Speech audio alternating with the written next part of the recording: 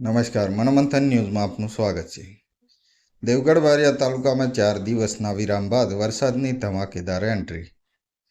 આગાહી મુજબ દેવગઢ બારિયામાં થયું વરસાદનું આગમન। છેલ્લા 4 દિવસથી પડી રહી હતી આકરી ગરમી। એકાએક રાત્રિ સમયે દેવગઢ બારિયા નગર સહિત આસપાસના પંથકમાં ભારે વરસાદની બેટિંગ। ભારે વરસાદના પગલે વાતાવરણમાં ઠંડક પ્રસરી। દેવગઢ બારિયા નગરના બજાર તેમજ કાપડી વિસ્તારમાં રોડ પર પાણી ભરાયા। રહેણાંક મકાનોના રહીશો તેમજ અવરજવર કરતા રાહદારીઓ પરેશાન। મનોમંથન ન્યૂઝ, અબ્દુલ રઝાક મંસૂરી, દેવગઢ બારિયા।